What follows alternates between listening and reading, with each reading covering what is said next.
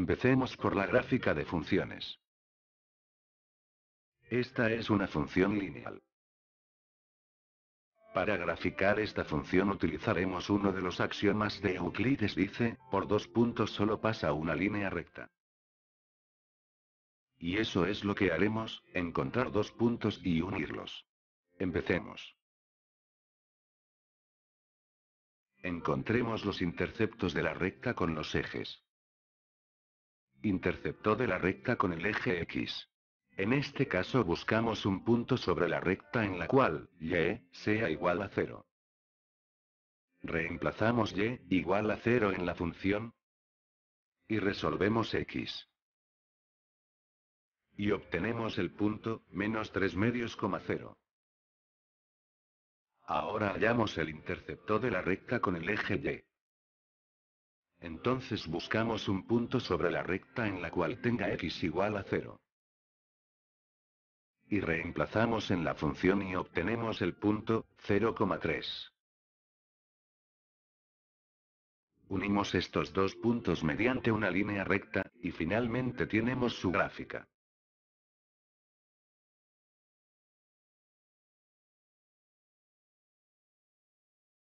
Veamos este ejercicio con valor absoluto. Para hacer su gráfica, nos vamos a la definición de valor absoluto, que es esta. Y tenemos esto. Esto quiere decir que debemos graficar dos líneas rectas. La primera a la izquierda de menos 3. Y la segunda a la derecha de menos 3. Como el valor absoluto de 0 es 0, entonces empezamos con el punto donde x es igual a menos 3, y ya tenemos un punto de la línea. El punto menos 3,0. Debemos hallar dos puntos más, una para cada línea. En la primera línea podemos empezar con un punto alejado de menos 3. Entonces empezamos con menos 5. Ya que menos 5 es menor que menos 3. Y lo reemplazamos en la primera línea y obtenemos y igual a 2. O sea el punto menos 5,2. Para la segunda línea hacemos lo mismo. Buscamos alejado menos 3, que esté a su derecha. Probamos con x igual a 0. Y reemplazamos en esta línea para obtener el punto, 0,3. Ubicamos los tres puntos que hallamos, en el plano cartesiano. Unimos los puntos correspondiente a la primera línea, teniendo en cuenta la parte izquierda de menos 3. Hacemos lo mismo con la segunda línea, unimos los puntos, teniendo en cuenta que se halla a la derecha de menos 3. Y esta es nuestra gráfica del valor absoluto.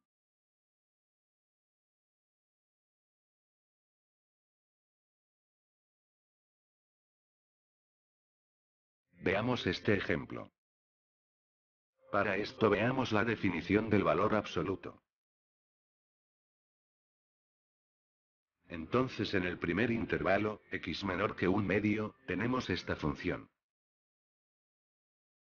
Y en el segundo intervalo, x mayor o igual que 1/2, tenemos esta función. Ahora la parte del valor absoluto se anula cuando x es igual a 1/2. Y así tenemos el primer punto. Ahora busquemos otros puntos.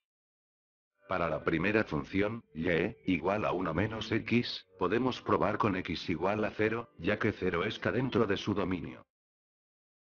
Y así hallamos y, que es igual a 1, e inmediatamente el segundo punto, 0,1.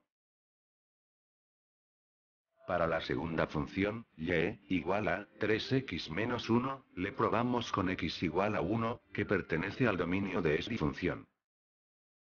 Y obtenemos el punto, 1,2. Entonces ubicamos los puntos en el plano cartesiano. Luego graficamos la primera función dentro de su dominio. Y graficamos la segunda función dentro de su dominio. Y así obtenemos la gráfica de la función propuesta inicialmente.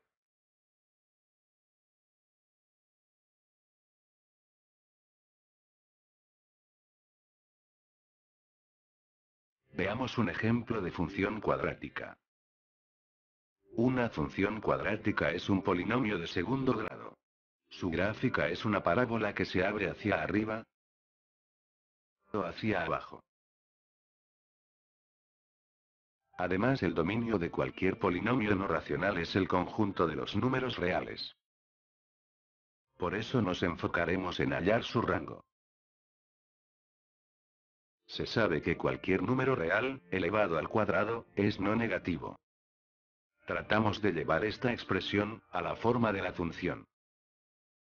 Y obtenemos que la función es mayor o igual a -5. De allí el rango. Se observa que en x igual a 0, la función toma su mínimo valor, o sea -5. Por eso al punto x igual a 0, se le suele llamar como punto de mínimo. Luego, el punto coordenado, 0, -5, será el vértice de la parábola. Debemos evaluar el crecimiento de la función, a los lados del punto de mínimo, es decir, a su izquierda y a su derecha. Empecemos por la izquierda. Tomemos dos puntos de este intervalo, digamos el -1, y el -2. Luego evaluemos estos puntos en la función. Observamos que la función evaluada en -1, es menor que la función evaluada en -2. Observamos que los signos de desigualdad están en diferente posición, y por eso decimos que la función, cuando x es menor que 0, es decreciente. El mismo procedimiento aplicamos para ver el comportamiento de la función a la derecha del punto x igual a 0.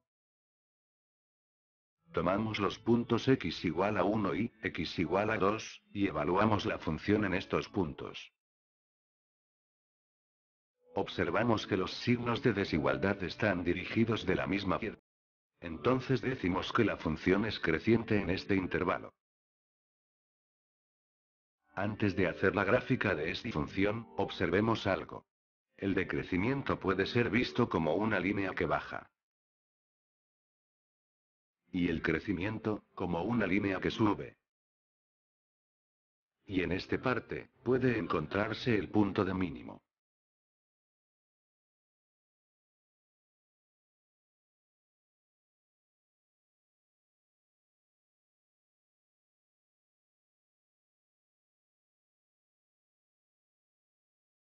En resumen, tenemos para esta función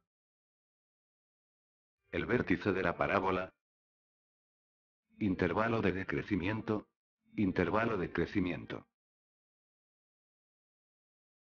Ahora, según lo graficado anteriormente, podemos imaginarnos una parábola hacia que se abre hacia arriba.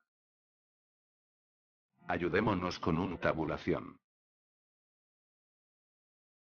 Y tenemos la gráfica.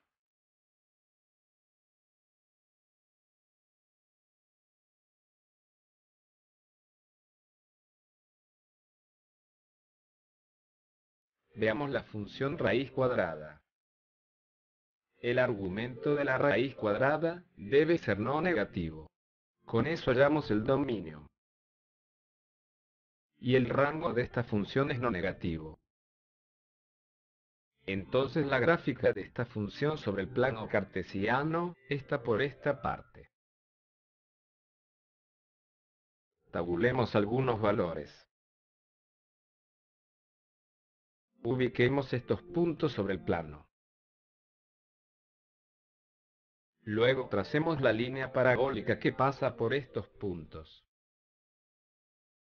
Esta es la gráfica de la función.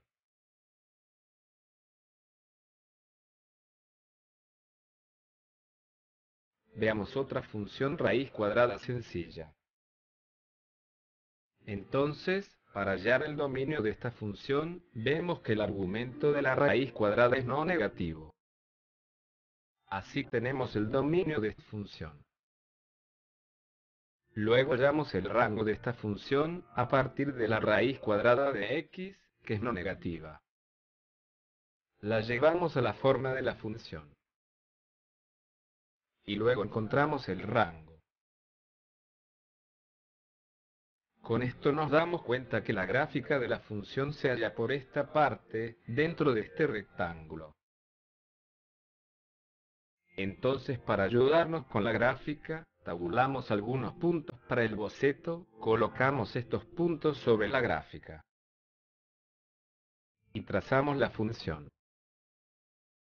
Esta es la gráfica de la función.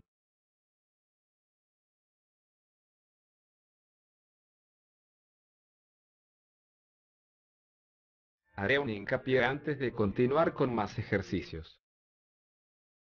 Digamos que tenemos cualquier función f de x, como la que está graficada de amarillo en el plano. Si a su argumento, x, le sumamos o restamos cierto número, como por ejemplo el 4, la gráfica de f de x se traslada horizontalmente 4 unidades de su posición inicial. Fíjate que si a su argumento x le sumamos 4, la gráfica se desplaza hacia la izquierda. O si quieren pueden verlo así, si al argumento de la función le sumamos 4, desplazamos hacia la derecha los ejes coordenados, 4 unidades. Por el contrario, si al argumento de la función f de x le restamos 4, el sistema de ejes coordenados se traslada 4 unidades hacia la izquierda. Si a la función f de x le restamos cierto número, por ejemplo le restamos 2, entonces la gráfica de esta función se traslada verticalmente hacia abajo 2 unidades. Y si a la función f de x le sumamos 2 unidades, entonces su gráfica se traslada hacia arriba 2 unidades.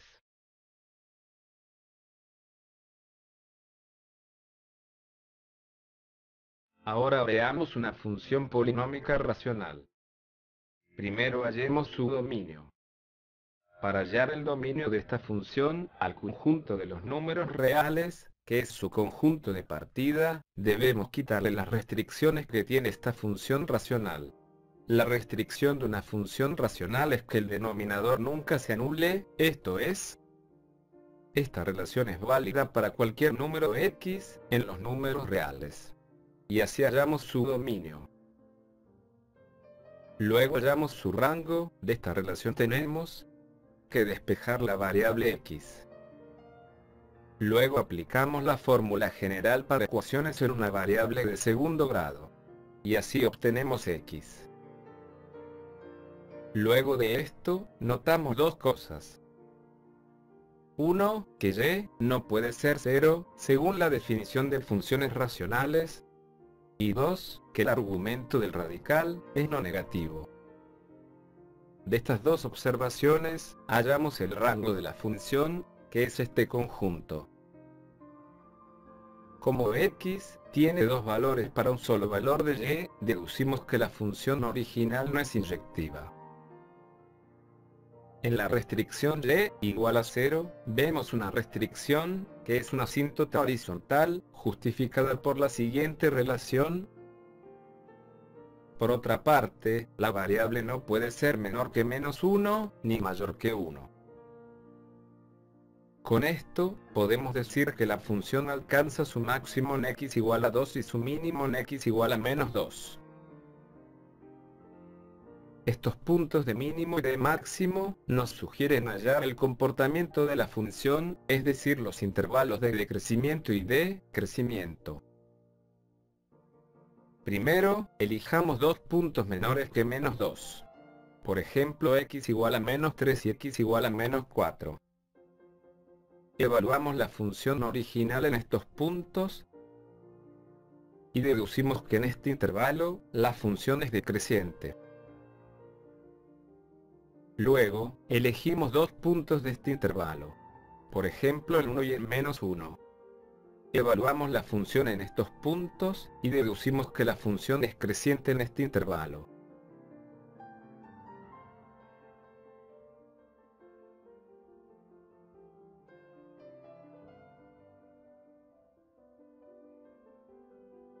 Ya para terminar, en este intervalo tomamos dos puntos mayores que 2, por ejemplo, el 3 y el 4. Evaluamos la función original en estos puntos, y deducimos que esta función es decreciente en este intervalo. Esta evaluación del comportamiento de la función, es decir, su crecimiento y su decrecimiento, es posible cuando hallamos todos sus puntos extremos, los puntos de mínimo y los puntos de máximo. Y también después de encontrar sus puntos de restricción. Para cerciorarnos que esta función es continua en estos intervalos. Hay procedimientos más sofisticados que escapan de este cursillo. Prosigamos. En resumen, tenemos la siguiente tabla. Luego podemos hacer un boceto de la gráfica de la función con estos datos.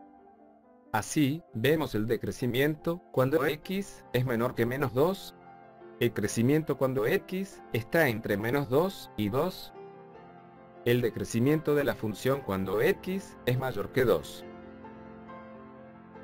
Entre los intervalos de decrecimiento y crecimiento de la función, cuando son consecutivos, siempre podremos hallar puntos de mínimo y puntos de máximo. La asíntota coincide con el eje X.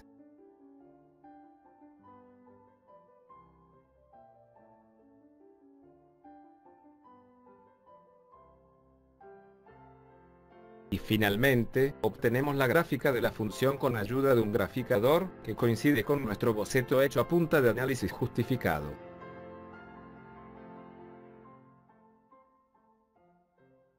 Veamos esta función raíz cuadrada, que tiene dentro del radical un polinomio de segundo grado. Las funciones de esta forma sugieren que la gráfica sea una hipérbola. Hallemos su dominio. Lo que va dentro del radical siempre tiene que ser no negativo. Entonces tenemos una inecuación que es fácil de resolverla. Y luego tenemos el dominio. Después, hallamos su rango. Despejemos X. Y observamos que no hay restricciones con respecto al valor no negativo de Y. Entonces el rango son todos los reales no negativos. Puesto que para un valor de Y tenemos dos valores para X, deducimos que la función no es inyectiva. Esto quiere decir que si trazamos una línea horizontal dentro de su gráfica, esta línea le corta en dos puntos. Ahora veamos si hay crecimiento o decrecimiento en los intervalos del dominio. Primero, en el conjunto de puntos menores que 2. Elegimos dos puntos menores que 2, por ejemplo el 0 y el 1, y los evaluamos en la función, deduciendo que la función es decreciente. Ahora pasemos al otro intervalo, donde tiene los números mayores que 3. Elijamos dos puntos de este intervalo, por ejemplo, el 4 y el 5. Evaluamos estos números en la función. Y deducimos que la función es creciente. En este tipo de funciones, las que dentro de su raíz cuadrada tengan un polinomio de segundo grado en una variable, se debe sospechar que tienen una asíntota, que no es ni vertical ni horizontal. Para ello, completamos cuadrados a esta ecuación. Y la llevamos a esta forma. Luego igualamos cada factor a 0. Ten en cuenta que esto es un método para hallar las asíntotas, no estamos resolviendo nada. Así tenemos dos ecuaciones lineales, que serán las asíntotas buscadas. Con estos datos, podemos hacer un boceto de la gráfica, sin necesidad de tabular. Sin embargo, puedes tabular algunos valores, si así lo prefieres, la idea aquí es no tabular. En el primer intervalo, dijimos que esta función es decreciente.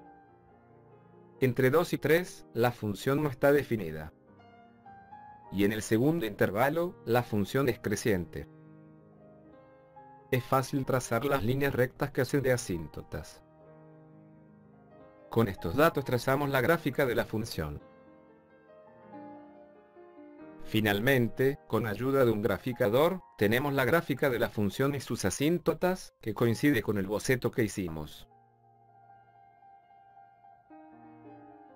No todas las funciones tienen dominio definido en los números reales. Veamos el siguiente ejemplo. Hallemos el dominio de esta función. Lo que está dentro de este radical es no negativo. Lo mismo sucede con el argumento de este radical. Entonces resolvemos esta inecuación. Luego completamos cuadrados. Esta última relación es siempre mayor que 0. Sabemos que cualquier número elevado al cuadrado es no negativo. Entonces deducimos que la proposición encontrada es falsa. Por ende, el dominio de la función es el conjunto vacío. Veamos otro ejemplo. Esta es una función racional, y las restricciones de las funciones racionales se encuentran igualando el denominador a 0. Entonces hallemos el dominio de esta función. Que el denominador sea diferente de 0, es lo mismo decir. Luego procedemos a factorizar. Así hallamos las restricciones.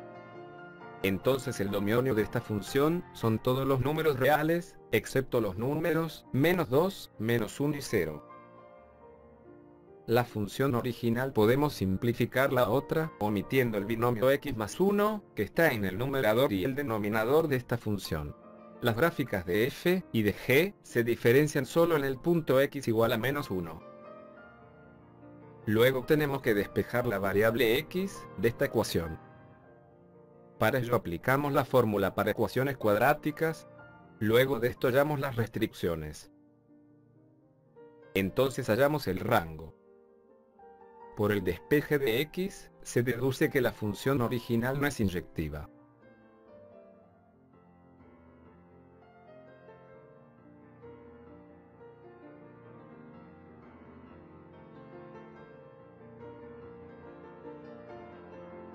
Los puntos 0 y -2 nos sugieren dos asíntotas. Para probar esto, hallamos los límites laterales de cada punto a la función g. Ahora veamos si esta función tiene puntos de máximo y puntos de mínimo, crecimiento y decrecimiento. Para eso, hallamos la primera derivada de la función g, y hallamos los puntos críticos de g, igualando esta derivada a 0. Solo encontramos que el punto -1 es el punto crítico. Pero hay que tener en cuenta los puntos restringidos, 0 y -2. Así tenemos los 4 intervalos, para evaluar la derivada de g. Entonces evaluamos la derivada de g en el primer intervalo. Para esto solo tome un punto de este intervalo, y evalúelo en la derivada de g. Lo mismo se hace con los demás intervalos. Ahora veamos si hay inflexión, y los intervalos de concavidad. Para ello, hallamos la segunda derivada de la función g. Luego la igualamos a 0, para buscar puntos de inflexión. Observamos que no hay inflexión. Luego, buscamos la concavidad y convexidad de la función, en los 4 intervalos hallados anteriormente. Si hubiésemos encontrado puntos de inflexión, se construían más intervalos.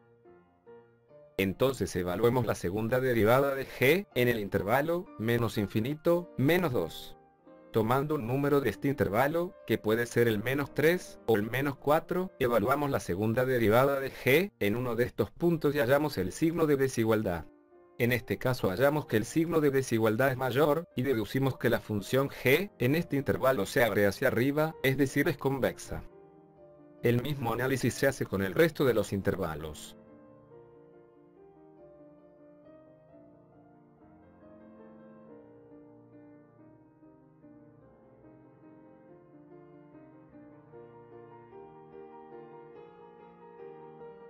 El resumen de todo este análisis, lo colocamos en esta tabla. Luego, con estos datos, podemos hacer un boceto de la gráfica. Para los menores que -2, la gráfica de g es creciente, y es convexa. Entre -2 y -1, la función g crece. Entre -1 y 0, la función decrece. Entre -2 y 0, la función se abre hacia abajo. Para los números positivos, la función decrece, y es convexa. Esta función tiene 3 asíntotas, 2 de ellas coinciden con los ejes coordenados, y la tercera es la vertical en -2. Entonces trazamos el boceto. Finalmente la gráfica de f es igual a g, si a g le quitamos el punto -1, -1. A manera de descanso, hagamos operaciones con funciones. Empecemos con la suma, resta, multiplicación y división de funciones. Resolvamos estos 4 ejercicios sencillos. 1. Para todas las funciones involucradas en las operaciones debemos hallar su dominio. En la función raíz cuadrada, tiene como dominio todos los números no negativos. En cambio, la función binómica cuadrática g tiene en su dominio todos los números reales. Para las funciones suma, resta y multiplicación, su dominio consta de los elementos en común que posean los dominios de f y de g. Esto es, la intersección de los dominios de f y g. Luego podemos hacer las operaciones correspondientes, al igual que como se sumarían dos números. Tenemos así, la suma, la diferencia, f menos g, y la multiplicación, f por g. Para las funciones en d y e, debemos tener cuidado en el rango del denominador. Este no debe ser 0, es decir que x al cuadrado más 1, debe ser diferente de 0. Pero como esta proposición es válida, entonces no nos preocupamos por el dominio de g. Por ello, el dominio de f entre g son todos los números no negativos. Entonces, sin problemas, ejecutamos la división f entre g. En la parte e del problema hacemos lo mismo. La función f, que es la función raíz cuadrada, no debe anularse, de aquí deducimos que x debe ser diferente de 0. Entonces al dominio de f le quitamos el 0 y obtenemos el dominio de g entre f. Luego efectuamos sin problemas la división.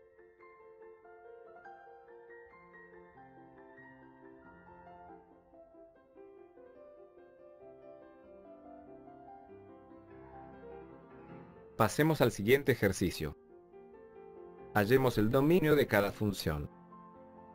Para hallar el dominio de f, eliminamos del conjunto de los números reales, la restricción que se halla en el denominador, o sea x igual 1.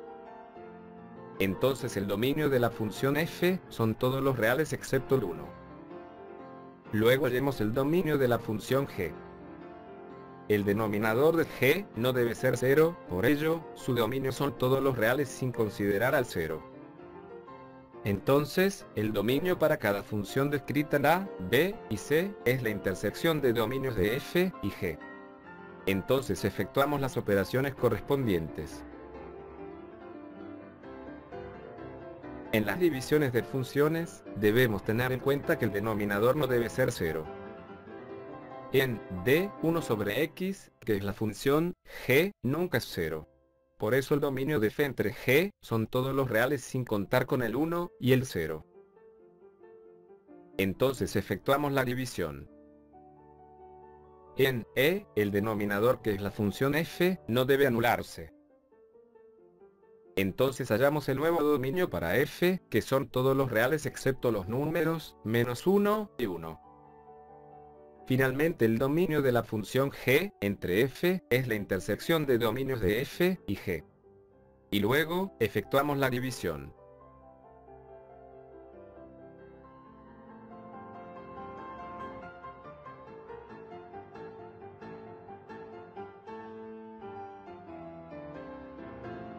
Veamos algo sobre composiciones de funciones.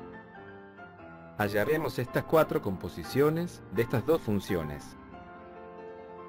Primero hallemos el dominio y rango de estas dos funciones.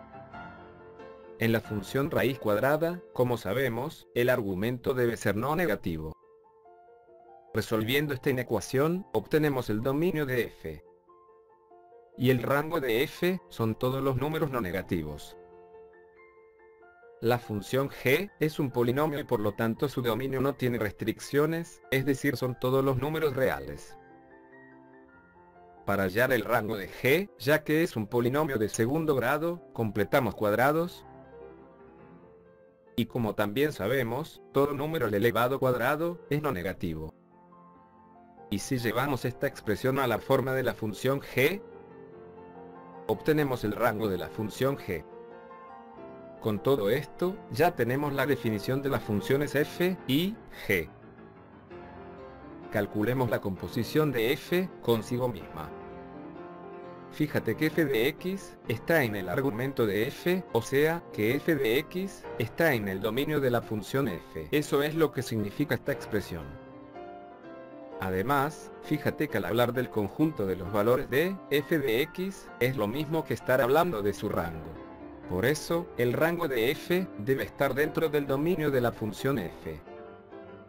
Para este ejercicio, se cumple que el rango de f está dentro del dominio de f. Por eso, sin mayor inconveniente, efectuamos la composición. Luego obtenemos esta expresión. Tenemos que calcularle el dominio. Como es bien conocido, dentro del radical no van números negativos, ya que estamos desarrollando las funciones dentro del conjunto de los números reales. Así hallamos el dominio de f o f. Fíjate que el dominio de f o f está dentro del dominio de f.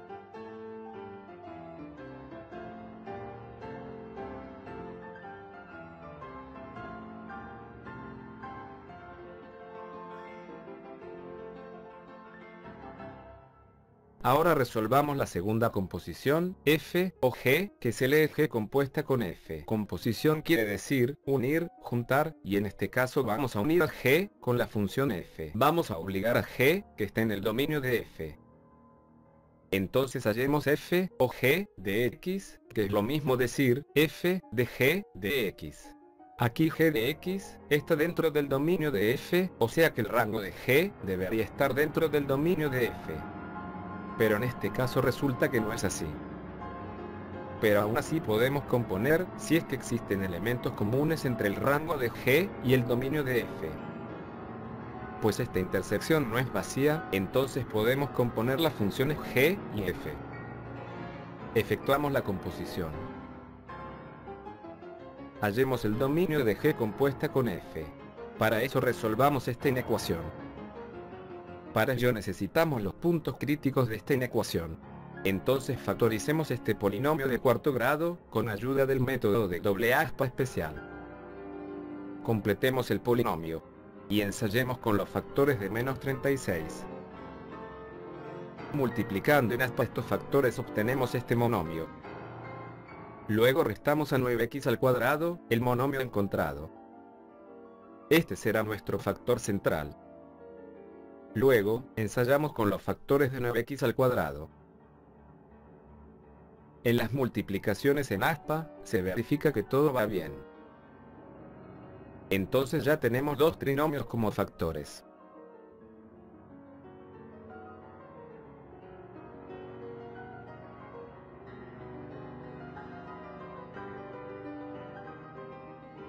Ahora resolvamos esta inecuación para hallar el dominio de la función f o g.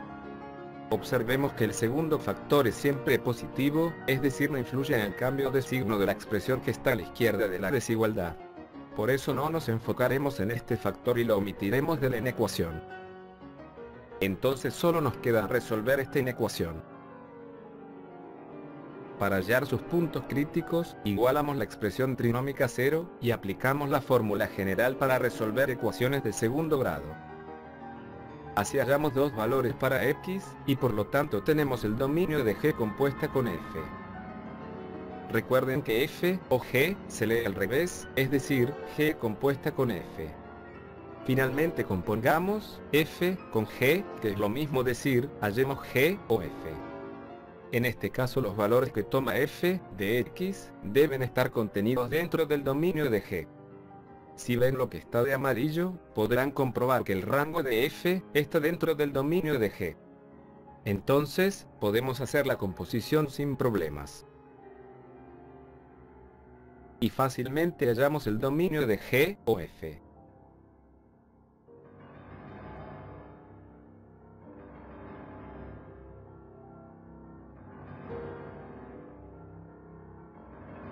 Espera, ¿te estás olvidando de la última composición? Cierto, pero mejor hazlo tú, quiero ver si entendiste, la pizarra es toda tuya. Pues a ver si entendí. Copiaré aquí la función g. ¿Y su definición, que había hallado el profe? ¿Que seguía profe? Una manita con esto, profe, no sea malito.